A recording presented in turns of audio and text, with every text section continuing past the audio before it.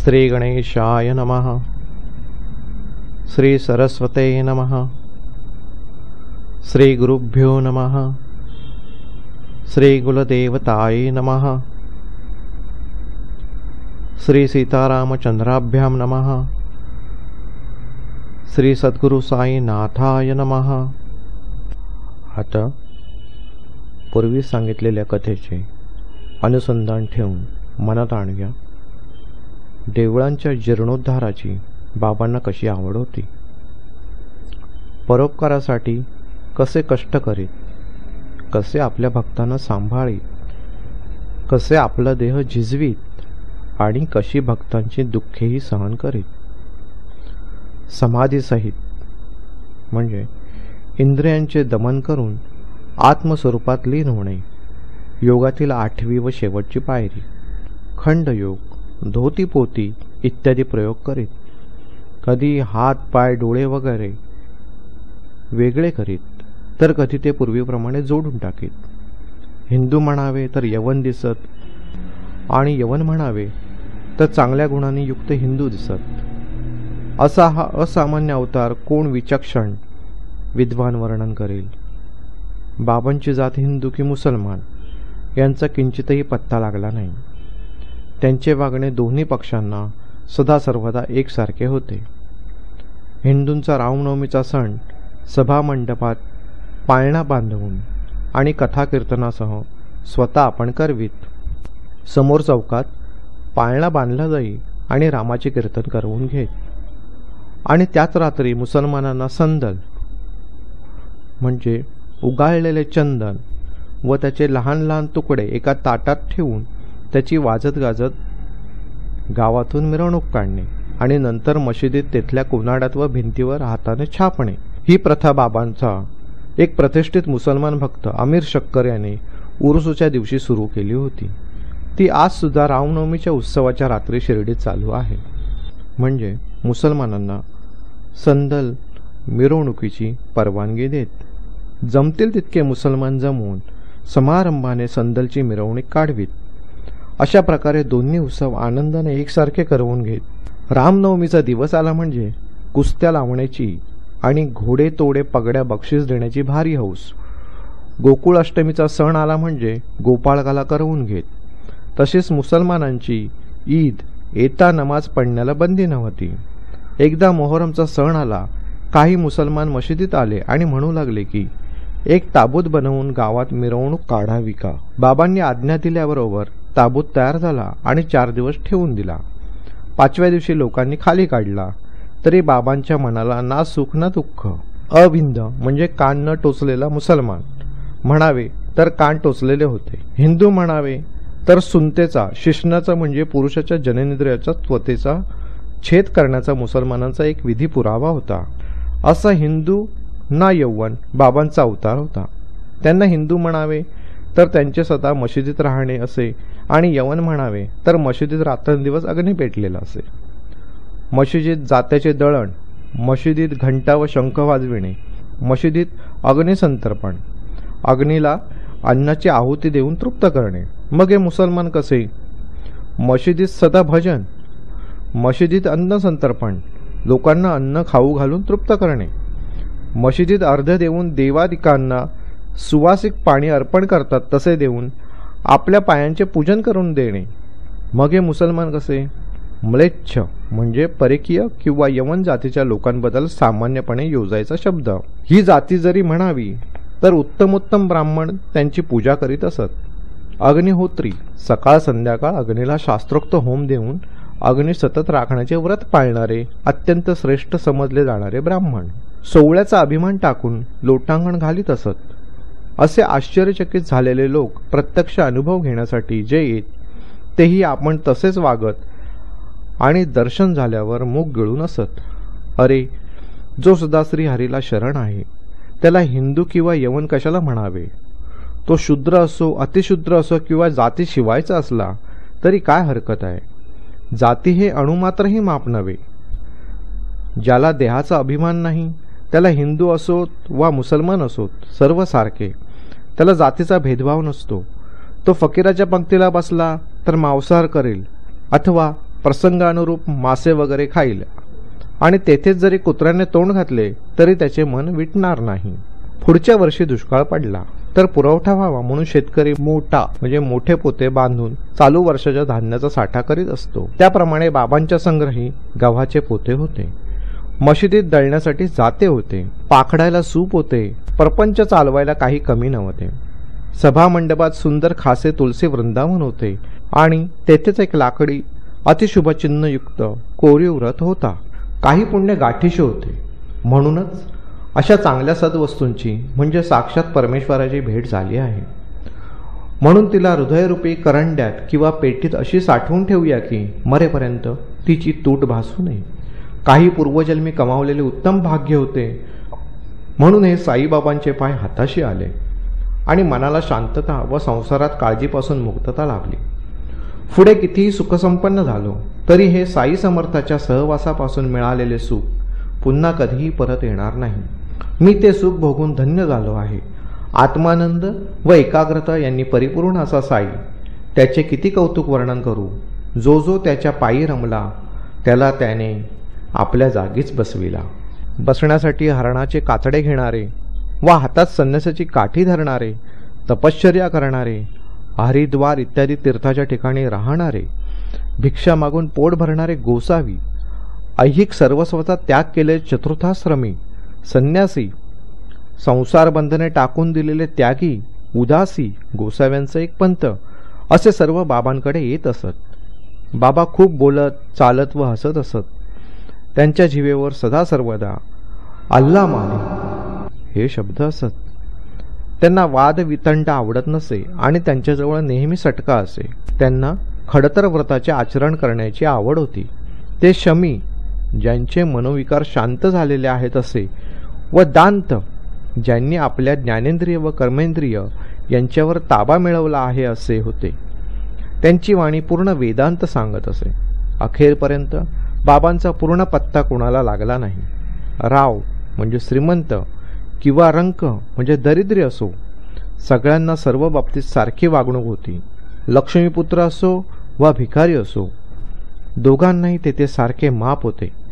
कोणाचेही बरे वाईट कर्म तसेच मनातील मर्म त्यांना ठाऊक असे आणि त्याची खूण व तात्पर्य सांगून ते भक्तांना खूप आश्चर्यचकित करीत असत. ज्ञानाचे ते भांडार होते परंतु अज्ञानाचे ते सोंग करीत. मानपान मिळवण्यासाठी खटपट करणे म्हणजे त्यांना मोठे कष्टप्रद वाटे. अशा प्रकारची साईबाबांची लक्षणे होती. शरीर जरी मानवाचे होते तरी त्यांची करणी अपूर्व व देवाची होती. शिर्डीतला प्रत्यक्ष देव तो हाच, अशी तेथील सर्व लोकांची भावना होती. काय बाबांचे चमत्कार! मी पामरते किती म्हणून वर्णन करू. देवादेवळांचे जीर्णोद्धार बाबांनी अपार करविले. शिर्डीत येथे तात्या बाटल्याच्या हातून शनी, गणपती, शंकर, पार्वती, मारुती व ग्रामदेवता यांची सुस्थिती लावून दिली. लोकांपासून दक्षिणेच्या निमित्ताने बाबा जो पैसा घेत त्यातील काही ते धर्मार्थ वाटीत तर काही तो तसाच देऊन टाकीत. कोणाला रोज 30 रुपये, कोणाला 10, 15 व 50 मनाला वाटेल त्याप्रमाणे मोठ्या खुशीने वाटीत असत. हा तर सर्व धर्माचा पैसा. तो घेणाऱ्याचाही तसाच पूर्ण विश्वास होता. बाबांची देखील त्या पैशाचा विनियोग चांगल्या कामासाठी व्हावा अशीच इच्छा होती. बाबांच्या दर्शनाने कित्येक लोक पुष्ट झाले, कित्येक दुष्टांचे सुष्ट झाले, कित्येकांचा कुष्ठ गेला आणि कित्येक अभिष्ट म्हणजे कल्याण पावले. कित्येक अंजन किंवा पालारस घातल्याशिवाय आंधळेचे डोळस झाले, तर कित्येक पंगूंना बाबांचे पाय धरताच चालता येऊ लागले. बाबांचा महिमा अनिवार्य होता, त्याचा पार कोणाचाच लागला नव्हता. त्यांच्या दर्शनासाठी अपरंपार व चौबाजूंनी यात्रा येऊ लागली. धुनीजवळ त्याच जागी मलमूत्राते विसर्जून कधी पारोसे स्नान केल्याशिवाय किंवा कधी स्नान करून बाबा सदा ध्यानात गडलेले असत. डोक्याला छानसे पांढरे पागोटे, कमरेला स्वच्छ धोतर व अंगात सदरा असा आरंभी त्यांचा पेहराव असे. सुरुवातीला साईबाबा गावात वैद्यकीय करीत, पाहून पाहून दवा देत. त्यांच्या हाताला बरेच यश होते म्हणून ते प्रख्यात हकीम म्हणून नाव वाजले. एकदा एका भक्ताचे डोळे सुजून लाल झाले आणि बुबुळे रक्तबंबाळ झाली. शिर्डीत वैद्य मिळेना. भक्त बिचारे भावार्थी. त्यांनी बाबांना दाखविले. लगेच बाबांनी बिब्बे ठेचून तयार करविले आणि अशा डोळ्याच्या दुखण्याला कोणी काड्याने सुरमा लावतील, कोणी गाईच्या दुधाच्या घड्या ठेवतील, कोणी थंडगार कापडाच्या वड्या ठेवतील, तर कोणी अंजनाच्या म्हणजे काळजाच्या पुड्या देतील. परंतु बाबाचा तर उपायच वेगळा होता. त्यांनी स्वतः आपल्या हाताने बिब्याचा एक एक गोळा उचलला आणि एक एक डोळ्यात दाबून भरला आणि वाटोळा फडका गुंडाळला. दुसऱ्या दिवशी डोळ्यांची पट्टी सोडली, वर पाण्याची धार धरली आणि होती ते सगळे सूज पार निवळून बुबळे स्वच्छ झाली.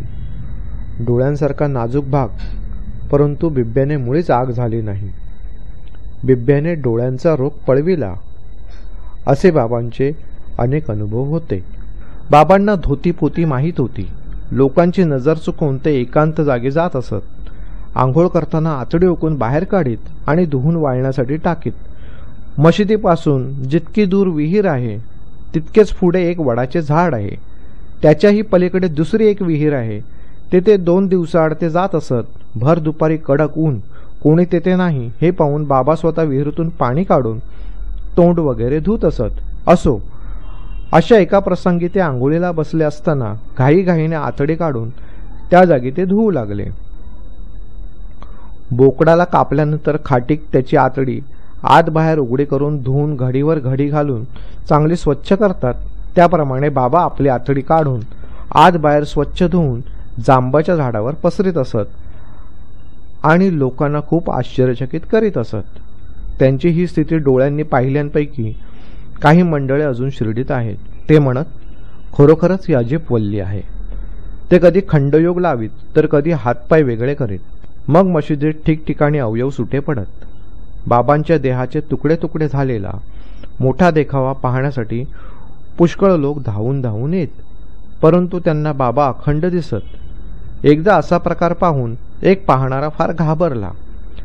मशिदीत ठिकठिकाणी चारही कोनाड्यात बाबांच्या शरीराचे तुकडे दिसत आहेत. मध्यरात्र झालेली आहे, जवळ कोणी नाही. कोणा दुष्टाने बाबांना ठार केले असेल बरे? कोणी हा अत्याचार केला? कोणाला सांगू म्हणावे तर मीच उलटा चांगला जाईन, असा विचार मनात येऊन तो बाहेर जाऊन बसला. बाबांची ही काय योगसाधना असेल असे त्याच्या स्वप्नही नव्हते. बाबांच्या शरीराची ही छिन्न भिन्नता पाहून त्याच्या हृदयात भीतीने धडकीच भरली. कोणाला तरी हा प्रकार कळवावा असे त्याच्या मनात फार आले, परंतु प्रथम बातमी देणारा मीच गुन्हेगार ठरेन म्हणून दुसऱ्या कोणाला सांगण्याची त्याला हिंमत झाली नाही. मनात असंख्य कल्पना येऊ लागल्या. म्हणून पहाटे पुन्हा जाऊन पाहू लागला तर त्याला मोठे आश्चर्य वाटले. पूर्वीचा सर्व प्रकार नाहीसा झाला होता आणि बाबा आपल्या जागी खुशाल स्वस्थ बसलेले होते. हे स्वप्न तर नसेल ना, असे वाटून तो आश्चर्य करू लागला. हे योग, हे धोतीपोती बाबा बालपणापासून आचरित होते. त्यांची ही योगस्थिती व अगम्य गती कोणालाच कळत नव्हती. बाबा आपल्या वैद्यकीय गुणाने प्रख्यात पावले आणि गरीब दुबळ्यांना त्यांनी आरोग्य दिले, परंतु कोणाच्याही दिडकीला ते शिवले नाहीत. तर प्रांतात ते हकीम म्हणजे मुसलमान वैद्य म्हणून गाजले. हकीम हे तर ते दुसऱ्यांसाठी होते, स्वतःच्या फायद्यासाठी ते अगदी उदास होते. परक्याचा लाभ साधण्यासाठी ते स्वतः सहन करण्यासाठी कठीण अशी संकटे देखील सहन करीत. याबद्दलची एक विलक्षण कथा श्रोत्यांना मी वर्णन करतो, ज्यामुळे बाबांची व्यापकता व दयार्दता कळेल. सन 1910 साली दिवाळीत धनत्रयोदशीच्या दिवशी बाबा धुनीजवळ सहज लाकडे जाळीत बसले होते. धुनी भयंकर तापलेली होती. इतक्यात एकाएकी त्या धुनीत बाबा आपला हात खुपसून निश्चिंत मनाने बसले आणि हात भाजून निघाला. माधव नावाचा त्यांचा सेवक त्यांच्या जवळ होता. त्याचे सहज लक्ष गेले. माधवराव देशपांडेही शेजारी होते. तेही लगेच धावले आणि बैठक मारून कमरेला विळखा घालून बाबांना त्यांनी मागे ओढले. मग ते बाबांना काय विचारू लागले ते पहा. हा देवा, हे काय केले? देशपांडेने असे म्हणताच बाबा शुद्धीवर आले आणि म्हणाले, अरे, बगलेतले एक पोर निसटले आणि एकाएकी भट्टीत पडले. एका लोहाराची स्त्री आपल्या नवऱ्याची हाक ऐकून धाकाने पोराला बगलेत मारून भट्टीचा भाता फुंकू लागली. फुंकता फुंकता लक्ष चुकले आणि बगलेत पोर आहे ही विसरली. पोरती अतिचुळबुळी तेथून निसटली आणि भट्टीत पडताच मी उचलली. त्या पोरीला काढायला मी गेलो तर हा प्रकार घडला. भाजू दे रे मेला माझा हात. पोरीचा प्रांत वाचला. आता या हाताच्या दुखड्यासाठी कोणता व कोणाकडून उपाय करून घ्यावा म्हणून माधवरावांनी चांदोरकरांना सविस्तर पत्र टाकले. लगेच चांदोरकर मुंबईतील प्रसिद्ध डॉक्टर परमानंद यांना घेऊन शिर्डीस आले. जळजळ कमी होण्याला उपयोगी पडतील अशी नाना प्रकारची औषधे घेऊन डॉक्टर परमानंदसह नानासाहेब साईबाबांच्या चरणाशी येऊन ठेपले. बाबांना नमस्कार करून कुशल वर्तमान विचारले, तर येण्याचा हेतू सांगून हात दाखविण्यास विनंती केली. आधीच हात पोळल्यापासून दररोज भागोजी शिंदे तूप चोळून पान बांधून घट्ट पट्ट्या बांधित असे. तो हात सोडून पाहावा, परमानंदांना दाखवावा, औषधोपचार सुरू करावा आणि बाबांना गुण पडावा ही सदिच्छा मनात धरून नानासाहेबांनी बाबांची पुष्कळ मनधरणी केली. परमानंदानेही पट्ट्या सोडून पाहण्याचा प्रयत्न केला, परंतु बाबांनी आज उद्या करून आपला वैद्याला म्हणून हात पाहू दिला नाही. त्यांच्या मनात मुळीच खेद नव्हता. परमानंदांनी आणलेल्या औषधांना शिर्डीची हवा लागली नाही, परंतु त्यामुळे त्यांना साई दर्शनाचा आनंददायक योग घडून आला. भागोजीचीच प्रत्येक दिवशी सेवा चाकरी असायची. भागोजीनेच हात चोळावा, त्यामुळे काही दिवसांनी हात बरा होऊन सर्वांना सुख झाले. जरी हात बरा झाला तरी बाबांना काय अतृप्त आली कोण जाणे. ती पहाटेची वेळ येता दररोज पट्ट्यांचा सोहळा चालूच. हाताला काही वेदना नसताना दररोज त्याची निष्कारण जोपासना आणि दुखणे नसताना तूप चोळणे, द्रुतमर्दन आमरणांत चालविले. भागोजीच्या या उपासनेची व अणिमादी अष्टसिद्धी प्राप्त असलेल्या साईबाबांना गरज नव्हती, परंतु भक्ताच्या कल्याणाच्या आवडीमुळे भागोजीची ती नित्यनेमाची उपासना ते घडवून घेत होते. पूर्वजन्मीच्या महापापांमुळे रक्तपितीसारख्या महारोगाचे दुःख भागोजीच्या नशिबी आले होते, परंतु त्याचे भाग्य विशेष की त्याला साईबाबांचा सहवास लाभला. बाबांची लेंडी बागेवर फेरी निघाली की भागोजी त्यांचा छत्रधारी असे. शरीर रक्तपितीने भरलेले, परंतु बाबांच्या सेवा चाकरीसाठी त्याचा पहिला नंबर लागत असे. दररोज मोठ्या पहाटे उठून जेव्हा बाबा धुनीशेजारी खांबाशी टेकून आरामाने बसत, तेव्हा भागोजी सेवा करण्याकरता हजर होत असे. हातापायांच्या पट्ट्या सोडणे, त्या जागीच्या मांसल भागांना मालिश करणे आणि मालिश केल्या जागी तूप चोळणे वगैरे सेवा भागोजी करीत असे. पूर्वजन्मीचा महापापिष्ट भागोजी शिंदे रक्तकुष्ठाने सर्व अंग भरलेला असा महाव्याधिष्ट होता. तरी पण बाबांचा तो श्रेष्ठ भक्त होता. रक्तपितीने बोटे गळून पडली होती. घाण वासामुळे सर्व अंग किळसवाणे झाले होते असे त्याचे कमनशीब होते. तरी त्याने बाबांची सेवा करण्याच्या सुखामुळे उत्कृष्ट भाग्य झाले होते. सेवा करण्यासाठी कोणी येवो, साईबाबांनी कोणाचा कधीही अव्हेर केला नाही, उलट त्याला प्रेमानेच वागविले. साईबाबांच्या अगाध लीला किती म्हणून मी वर्णन करू. शिर्डी गावात एकदा ग्रंथीज्वर आला. त्यावेळी जो चमत्कार घडला तो ऐका. दादासाहेब खापर्ड्याचा एक लहान वयाचा मुलगा आपल्या आईबरोबर साईबाबांच्या सहवासाचा आनंद लुटत होता. आधीच तो मुलगा लहान, त्याला फणफणून ताप आला. आईचे हृदय उचंबळून आले आणि तिचे मन अस्वस्थ झाले.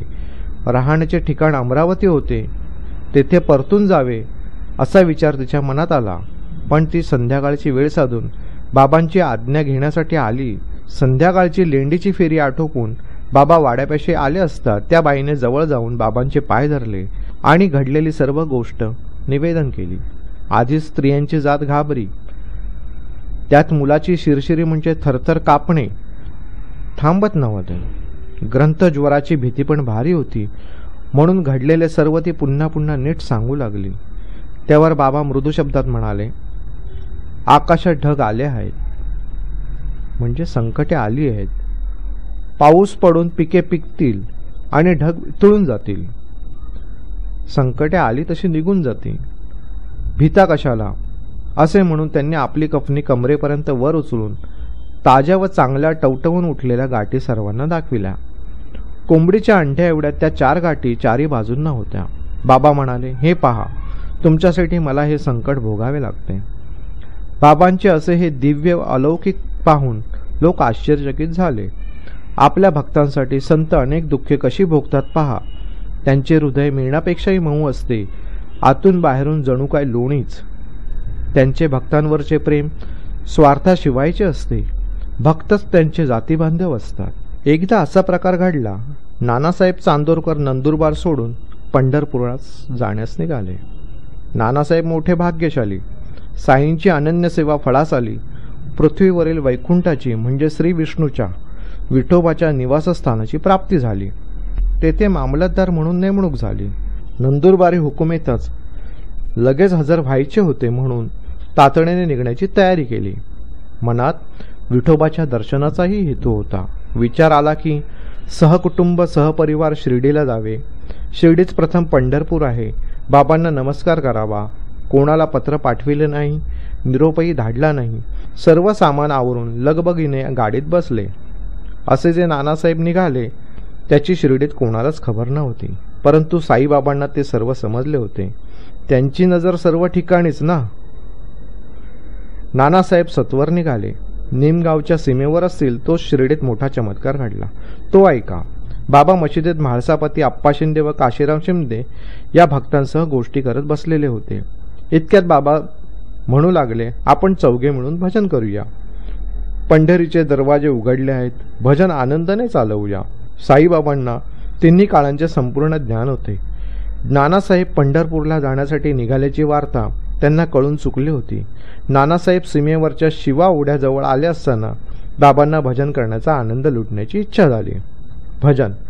पंढरपूरला जायचे जायचे, तिथेच मजला राहायचे, तिथेच मजला राहायचे, घर ते माझ्या रायाचे. स्वतः बाबा भजन म्हणू लागले. जवळ बसलेले भक्त ते पुन्हा म्हणून साथ देऊ लागले आणि पंढरीच्या प्रेमात रंगून गेले. इतक्यात नानासाहेब आले. सहकुटुंब पायाशी लागले आणि म्हणू लागले, महाराजांनी आता आमच्याबरोबर पंढरपूरला चलावे आणि निवांत व निश्चिंत तेथे बसावे. महाराजांनी आता आमच्याबरोबर पंढरपूरला चलावे आणि निवांत व निश्चिंत तेथे बसावे. या विनंतीची गरजच नव्हती, कारण बाबांची आधीच असलेली पंढरपूरला जाण्याबद्दलच्या भजनाची आवड असलेली स्थिती लोकांनी त्यांना सांगितली. बाबांची ही लीला पाहून नानासाहेब आश्चर्यचकित झाले आणि त्यांनी सद्गदित होऊन बाबांच्या चरणी मस्तक ठेवले. नंतर आशीर्वचनासह दिलेली उदी प्रसाद मस्तकी लावून ते पंढरपुराकडे जाण्यास निघाले. अशा कितीतरी गोष्टी सांगू जाता ग्रंथाचा व्याप वाढेल, म्हणून हा परदुःख निवृत्तता, दुसऱ्याचे दुःख निवारण करण्याचा विषय आटोपता घेऊया. बाबांच्या चरित्राला अंत नाही, तेव्हा हा अध्याय आता संपवूया. पुढील अध्यायात बाकीच्या इतर कथा मी माझ्या स्वतःच्या कल्याणाकरिता सांगेन. ही मीपणाची अहंवृत्ती मनात जिरवू जाता जिरत नाही. हा मी कोण हे निश्चितपणे कळत नाही. साईबाबा स्वतः आपले चरित्र सांगतील, मनुष्य जन्माचे महत्त्व सांगतील, आपल्या भिक्षेचा वर्तनक्रम वर्णन करतील, बायजाबाईची भक्ती व आपले भोजन कौतुकही सांगतील. म्हाळसापतीला व तात्या कोटे पाटलाला बरोबर घेऊन बाबा मशिदीत कशा तऱ्हेने झोपत तेही ऐका. हेमाडपंत साईबाबांना शरण आले आहेत. मी भक्तांच्या पायाची वहाण आहे असे ते म्हणवून घेतात. त्यांना साईबाबांची आज्ञा हाच आधार आहे. येथवर निरूपण झाले. सर्वांचे कल्याण असो. अशा प्रकारे संत व सज्जन यांनी प्रेरणा केलेल्या, भक्त हेमाडपंत यांनी रचलेल्या श्री साई समर्थ यांच्या सत्यचरित्राचा विविध कथा निरूपणम नावाचा 7वा अध्याय समाप्त झाला. श्री सद्गुरू साईनाथांना अर्पण असो. सर्वत्र मंगल असो. हा